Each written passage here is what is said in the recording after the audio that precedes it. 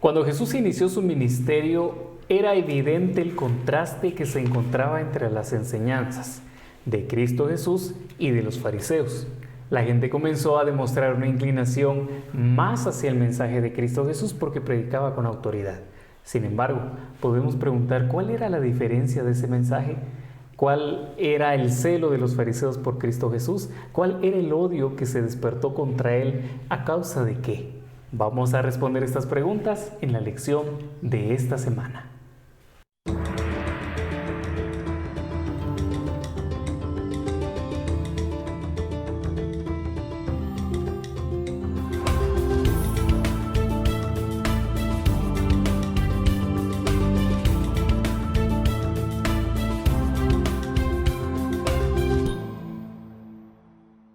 Muy bienvenidos, queridos amigos y amigas que nos ven desde sus hogares. Les damos la más cordial bienvenida en el nombre de nuestro Padre Celestial. En esta semana estudiaremos la lección número 3. Gracias por acompañarnos. Les invitamos a que puedan compartir nuestra transmisión a sus amigos, amigas, hermanos, familiares, para que puedan ustedes compartir la bendición que nos da nuestro Padre Celestial. Como todas las semanas, nuestro pastor Kevin Alvarado está con nosotros. Muy bienvenido, pastor. Vamos a estudiar la lección número 3. Muchas gracias, Brian. Un gusto saludarle. Igualmente a nuestros amigos que en esta oportunidad nos acompañan. Y antes de poder abrir la Biblia, ¿verdad? Antes de ir a nuestra lección, vamos a orar y pedir la dirección de Dios para este estudio. Padre nuestro que moras en el cielo, santificado sea tu nombre. Amén. Gracias te damos, Señor, por la vida que tú nos regalas y porque nos permite, Señor, llegar a una semana más de vida. Señor, queremos abrir la lección de esta semana y, Señor, solo te pedimos que sea tu Espíritu Santo dirigiéndonos en este repaso que haremos, Padre, junto a tu Hijo Brian, junto a nuestros amigos que en esta oportunidad nos acompañan. En el nombre de Jesús oramos. Amén. Amén. Muy bien, pastor. Es un gusto poder saludarle. Amén. En esta semana estudiaremos la lección número 3 que se titula Controversias. En esta semana vamos a estudiar qué tanto pasó. Hay varias historias que nos menciona el libro de Marcos. Vamos a estudiar qué controversias hubo en esos tiempos, qué pasó, pero vamos a leer nuestro texto clave que lo encontramos en Marcos 2, 27 y 28. Vamos a leerlos, amigos, les invitamos que puedan leer juntamente con nosotros. Vamos a leerlo, nos dice: también les dijo, el sábado fue hecho para el hombre, no el hombre para el sábado. Así, el Hijo del Hombre es también Señor del sábado. Así es. Cuando nosotros vamos al libro de Marcos, nuevamente nosotros vamos a encontrar que Marcos busca presentar el Evangelio de Cristo, a Cristo Jesús como evangelista, pero a la misma vez también presenta a los fariseos, un grupo de creyentes, ¿verdad?, que en ese momento no estaban creyendo en Jesús, aunque se les había enseñado muchos años antes, no lo reconocieron como Hijo de Dios. Así que ellos buscan encontrar fallas en su mensaje, ¿sí? Encontrarle alguna falla de donde ellos pudieran tomarse y decir, bueno, el mensaje es incorrecto por esto, el mensaje es falso por esto, el mensaje es mentiroso, ¿verdad? No es verdad, va en contra de las Escrituras por esto. Siempre querían culpar Siempre a Jesús. querían culpar a Jesús y buscarle el punto débil. Sin embargo, era el Hijo de Dios, nunca lo iban a encontrar. Nunca. Aparte, él pues conocía perfectamente las Escrituras, en ningún punto entonces podían él hacerlo caer. Sin embargo, ellos no se detuvieron, siguieron luchando por hacerlo caer. Vamos a él, ¿sí? Adelante. Estos hombres eran utilizados por Satanás, Sí, claro. porque querían hacer que Jesús fallara. Así Esta es. semana estudiaremos varias historias de la vida de Jesús y veremos qué podemos aprender de ellas. Así es. Vamos a ir al libro de Marcos, capítulo 2, y vamos a leer el versículo 5. Marcos capítulo 2, vamos a ubicarnos hoy, querido amigo, en la lectura del capítulo 2 de Marcos. Marcos capítulo 2, y vamos a leer únicamente el versículo 5. Antes de leer este versículo necesitamos recordar que constantemente Cristo Jesús iba a predicar, ¿verdad? A diferentes lugares, predicaba en las casas. En cierta ocasión estaba predicando en un hogar, ¿verdad? No se podía entrar.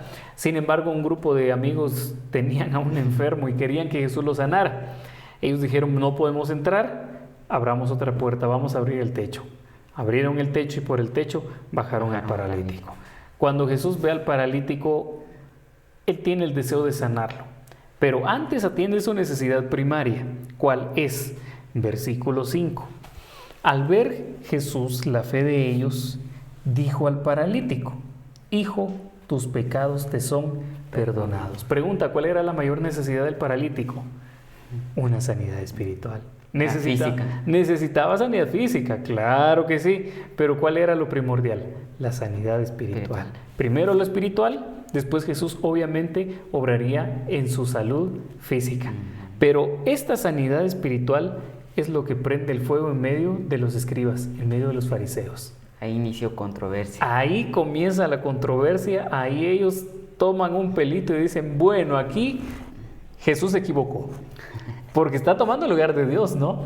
De ahí se agarran y dice, este hombre es un falso profeta porque no puede perdonar pecados. Porque solo Dios perdona. Porque solamente Dios puede perdonar pecados. Y entonces aquí hacemos referencia al pecado imperdonable, ¿no? Que ¿cuál es el pecado imperdonable? Según lo veíamos en la lección. Es atribuirle a Satanás, ¿no?, la obra que el Espíritu Santo hace en la vida de aquellos que creen en Dios.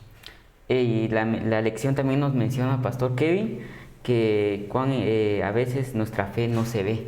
Así es. Pero acá vemos, y en esta historia de la curación de un paralítico, nos menciona que ese día Jesús estaba en un hogar. Sí.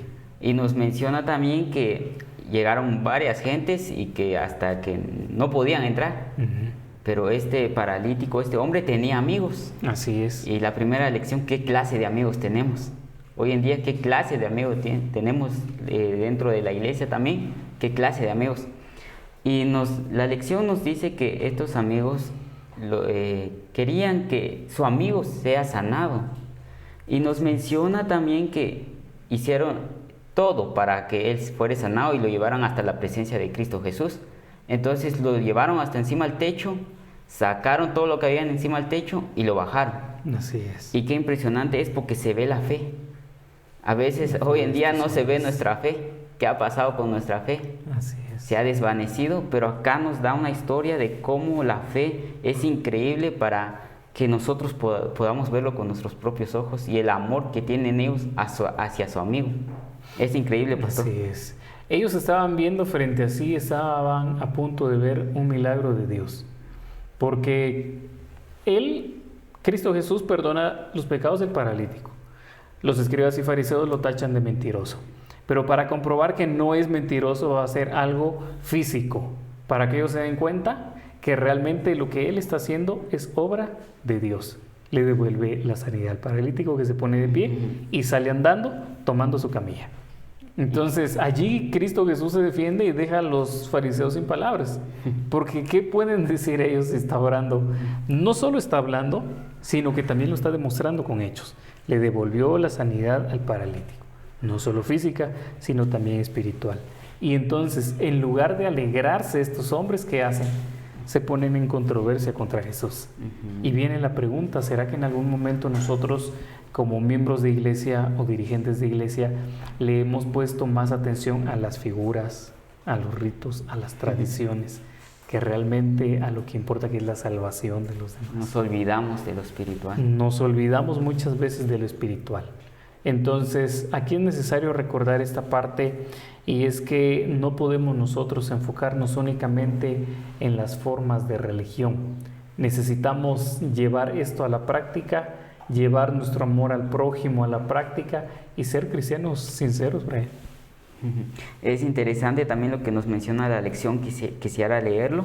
Está en la segunda parte, y también es un comentario que nos da también Miqueas 6, 6 al 8. Y nos dice, estos dirigentes religiosos habían perdido de vista lo que realmente importaba: la justicia, la misericordia y la conducta humilde ante Dios. Estaban tan obsesionados defendiendo su manera de entender a Dios. A veces perdemos de vista a Dios, y nos equivocamos muchas veces dentro de la iglesia también, porque preferimos otras cosas y nos olvidamos de lo espiritual.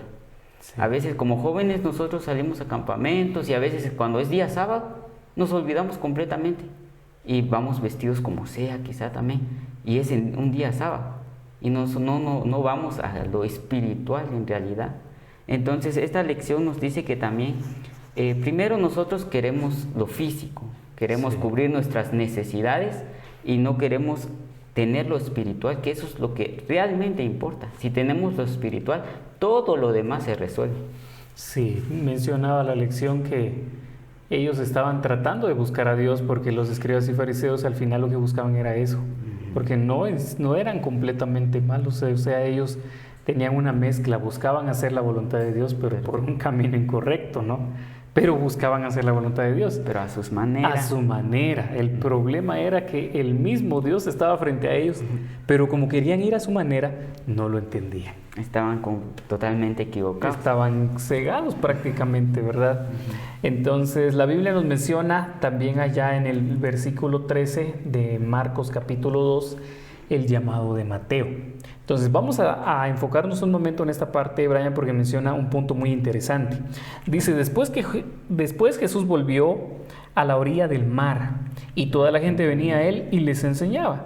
Al pasar vio a Leví junto a Alfeo sentado en la mesa de los impuestos y dijo, sígueme. Y Mateo se levantó y lo siguió.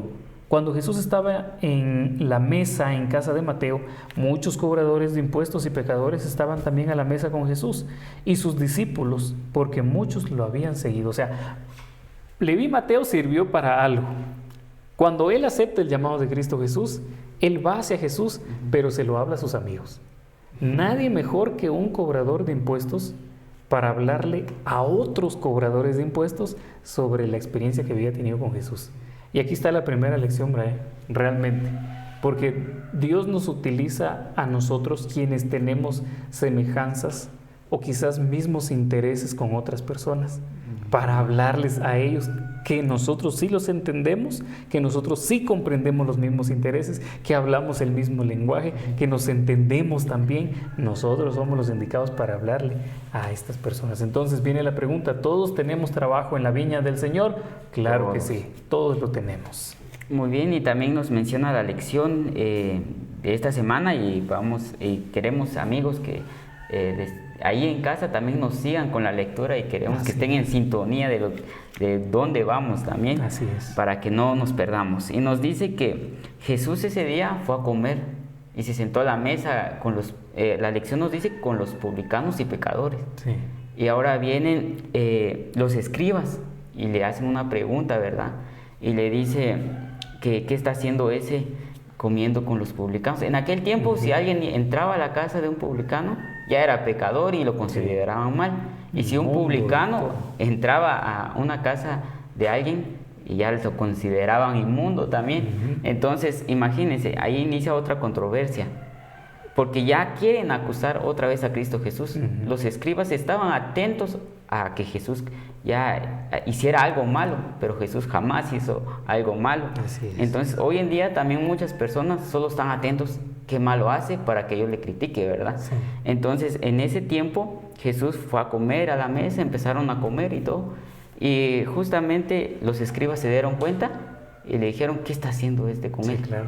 Entonces, Pastor, ¿qué nos comenta acerca de esto?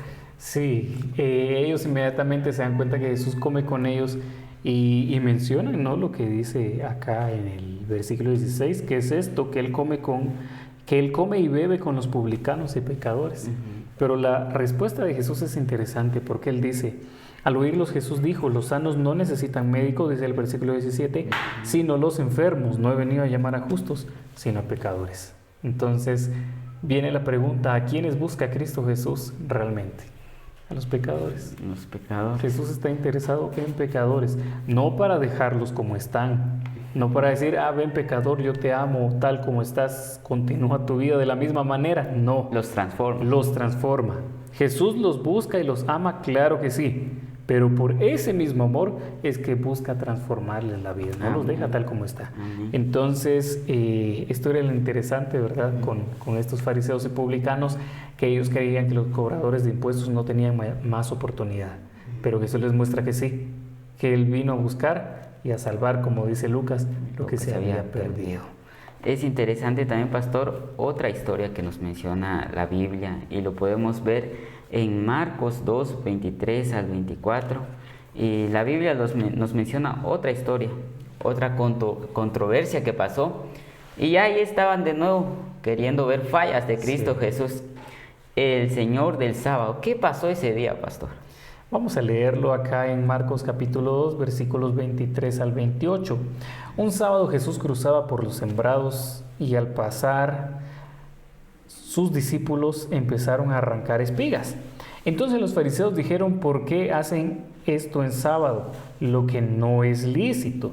Él les dijo: ¿nunca leísteis qué hizo David cuando él y sus acompañantes tuvieron hambre? David entró en la casa de Dios, siendo Abiatar sumo sacerdote, y comió el pan de la presencia, que no era permitido comer sino a los sacerdotes. También les dijo: el sábado fue hecho para el hombre, no el hombre para el sábado. Si el Hijo del Hombre es también, dice el versículo 28, Señor del sábado. Entonces Jesús deja en claro algo, que el sábado también es para satisfacer las necesidades del ser humano, ¿verdad? El sábado, dice, fue hecho para el ser humano, para que uno lo disfrute, para que uno lo goce. Los fariseos lo que hacían era poner cargas pesadas, ¿verdad?, sobre la gente, cargas que ni ellos mismos podían llevar, ¿verdad? Sí. Es interesante cuando nosotros vamos al Talmud babilónico, es un libro de tradición judía. La tradición decía que ellos no podían en sábado sacar una mesa fuera de la casa y pasarla a la otra casa, ¿verdad?, ya sea del vecino de enfrente o del vecino de al lado. Así que para no romper la tradición y cumplir su voluntad, la gente hacía algo: tomaba la mesa, pero la pasaba por el techo.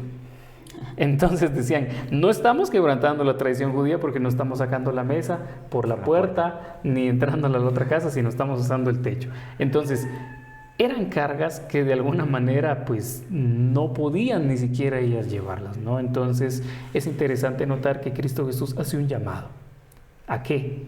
A realizar el bien y suplir necesidades también en día sábado, necesidades del que se encuentra necesitado, valga la redundancia.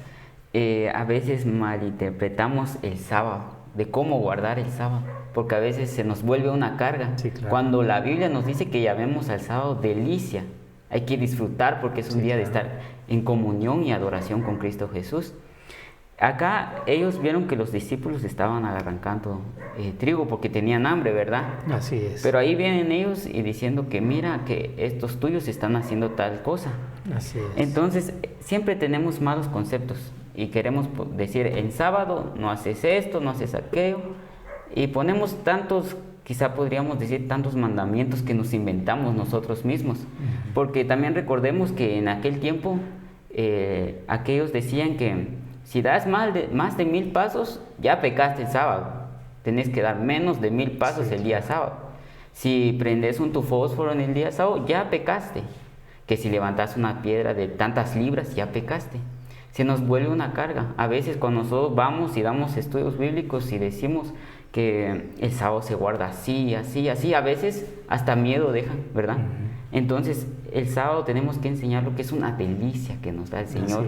Tenemos que disfrutar. Es un día de adoración. El Señor nos dice que nos dio el sábado nosotros para que disfrutemos, para que estemos en compañía con Cristo Jesús. Porque en realidad el sábado, querido hermano pastor, es para disfrutar. Así es. Es un día santificado por Cristo Jesús. No para poner reglas, no para decir tantas cosas, en que no hagamos tantas cosas que no se deben, porque en realidad el sábado es para estar en adoración con Cristo Jesús. Me gusta lo que dice la Biblia acá en Marcos 3:4, que Jesús viene y le pregunta a ellos, ¿verdad? Les preguntó a ellos: ¿es permitido hacer bien el sábado o hacer el mal? ¿Es permitido salvar la vida o quitarla? Pero dice que ellos callaron. Me gusta lo que dice más adelante, vea. Y mirándolos con enojo, apenado por la dureza de sus corazones, dijo al hombre: extiende tu mano, y le extendió, y su mano quedó restablecida. Aquí está hablando de un hombre también, ¿verdad?, que tenía la mano paralizada. Versículo 6, entonces los fariseos salieron y tuvieron consejo con los herodianos para matar a Jesús. Entonces los mismos que decían que no se podía sanar en sábado, eran los mismos que en sábado estaban planificando matar a alguien, matar a Cristo. Ellos estaban cometiendo algo peor todavía. Entonces aquí nos damos cuenta que realmente hay un problema ahí, ¿no?, con los fariseos, que no han comprendido realmente el sentido del sábado. Y es bueno decirles a nuestros amigos y hermanos que nos ven en casa, si ustedes tienen oportunidad de hacer algo bueno en sábado, háganlo, no tengan miedo. No digan, si yo soy adventista no puedo hacer esto, háganlo, si es algo bueno y el Señor se va a agradar, ¿cómo no, verdad, pastor? Así es, siempre el servicio a Dios, el servicio a nuestro prójimo para poder agradarle, ¿verdad? Entonces vamos a Marcos ahora, capítulo 3, versículo 20 en adelante. Vamos a encontrar aquí dos relatos en donde es interesante notar, ¿verdad?, lo que decía la gente acerca de Jesús. Versículo 20, después Jesús entró en una casa y de nuevo se agolpó la gente, ¿no?, como solía suceder, de modo que ellos ni aún podían comer. Cuando lo oyeron los familiares de Jesús, vinieron a llevarlo porque decían, está fuera de sí. En otras palabras, está loco. Es lo que quiere decir este versículo. Los escribas que habían venido de Jerusalén decían que tenía Belcebú, o sea, que estaba poseído por un demonio y que por el príncipe de los demonios echaba los demonios fuera. Versículo 23, así Jesús los llamó y les dijo en parábolas, ¿cómo puede Satanás echar a Satanás? Si un reino estuviera dividido contra sí mismo, no podría seguir en pie. Si una casa estuviera dividida contra sí misma, no podría permanecer. Si Satanás se levanta contra sí mismo y se divide, no puede permanecer, sino que llega a su fin. Entonces aquí Jesús menciona, ¿no?, que Satanás no puede atacarse al mismo. O sea, él no podía echar a los demonios fuera en el nombre de Satanás, sacando a Satanás. Era algo ilógico, era algo absurdo. Versículo 31, en eso llegaron su madre y sus hermanos y quedando afuera enviaron a llamarlo. Los que estaban sentados alrededor de él dijeron, tu madre y tus hermanos y hermanas están afuera y te buscan. Y él respondió, ¿quiénes son mi madre y mis hermanos? Y mirando a los que estaban sentados alrededor de él, dijo, estos son mi madre y mis hermanos, todo el que hace la voluntad de Dios. Entonces notamos dos casos interesantes, ¿verdad?, en donde se le acusa a Jesús de algo, de hacer cosas incorrectas. Uno, decían que su familia decía que él estaba loco. Los fariseos y publicanos que estaba poseído por el diablo. Entonces nos damos cuenta que ni su familia, ni los fariseos ni publicanos comprendían completamente la obra que él venía a realizar. ¿Cuál era la obra? De venir a rescatar, nuevamente lo digo, al que se había perdido. Muy bien, la lección nos menciona también, ya vamos casi finalizando, pastor, nos presenta una acusación también que nos dice la lección, que los escribas le decían que él estaba poseído por el diablo. Imagínense al propio Jesús, sí, claro, enviado por Dios, su Hijo unigénito, para salvarnos a nosotros. ¿Usted cree que a ellos también no los iba a salvar? También. Es increíble cómo somos, quizá a veces somos utilizados por el diablo hoy en día también. Hacemos tales cosas que no pensamos y quizá estamos siendo utilizados también por Satanás. Así es. Debemos que pensar cada acto que hacemos, si es correcto o no, lo que hacemos en esta vida también, porque ellos estaban diciendo que estaba poseído por el diablo.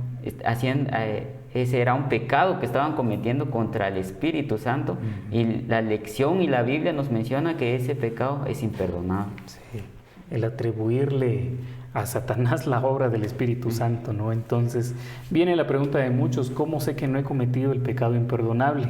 Entonces ahí está la misma respuesta en esa pregunta. Si alguien se preocupa por no haber cometido el pecado imperdonable, tenga por seguro que no lo ha cometido. Porque si ya lo hubiese cometido, no le importara lo que estuviese haciendo. Si lo ha cometido, no le importara, sencillamente. Pero como mencionaba Brian, vemos cómo Satanás utilizó a los escribas y fariseos y utiliza a la familia de Jesús también. La familia. Porque lo utilizan para atacarlo. Ajá. Y aquí viene la pregunta, querido amigo. Yo no sé si usted en algún momento se ha sentido atacado por su misma familia cuando ha decidido servir a Dios. Yo no sé si usted se ha sentido atacado por sus mismos hermanos o por sus padres, tal vez, cuando usted ha decidido servir a Dios en la iglesia y entregarle sus dones y talentos. En lugar de que lo feliciten por lo que está haciendo, lo atacan, buscan probarlo, buscan criticarlo. Pero mi hermano, quiero decirle algo. Si a Jesús se lo hicieron, ¿qué nos espera a nosotros, verdad? Pero lo bonito de esto es que Jesús pasó esa prueba y Él le dará a usted las fuerzas también para pasarla si en algún momento de su vida llega a pasar por la misma situación. Muy bien, pastor. Si hacemos la voluntad de Dios, somos parte de la familia de Cristo Así es. Jesús, porque nos menciona la Biblia que la familia lo llevó a acusar y le dijo que tú estás loco. Sí. Y Jesús da una cita bíblica también que nos menciona Marcos 3, del 20 en adelante, y dice que mi familia, no es que los rechazó a ellos, Sí. sino le dice que mi familia es la que hace la voluntad de mi Padre. Mis Así hermanos, mi madre, son ellos porque hacen la voluntad de mi Padre. Si no la hacen, no son nada, ¿verdad? Así es. Es increíble que si no son nada, ¿de qué lado están? Porque solo hay dos poderes, el bien y el mal. Y Cristo Jesús, si tú haces la voluntad de mi Padre, estás de mi lado. Y si no la haces, ¿de qué lado estamos? Claro. Del diablo. Entonces pensemos eso, ¿verdad? Hagamos la voluntad de Dios y luchemos, porque no es fácil también. Así Pero es. siempre tratemos de hacer la voluntad de Dios. Muchas gracias y querido amigo, gracias por acompañarnos en esta oportunidad. Dejamos en su mente las palabras de Cristo Jesús, ¿verdad? Como ya lo decía Brian, todo el que hace la voluntad de Dios, ese es mi hermano, mi hermana y mi madre, dijo Cristo Jesús. Hagamos la voluntad de Dios, aunque su familia lo critica, aunque su familia llegue a rechazarlo, haga usted la voluntad de Dios, que estará agradándole completamente. Muy bien, amigos, les agradecemos por acompañarnos en esta lección número 3. Les invitamos para la próxima semana para que nos puedan acompañar en la lección número 4 y nos despedimos. Que Dios los bendiga.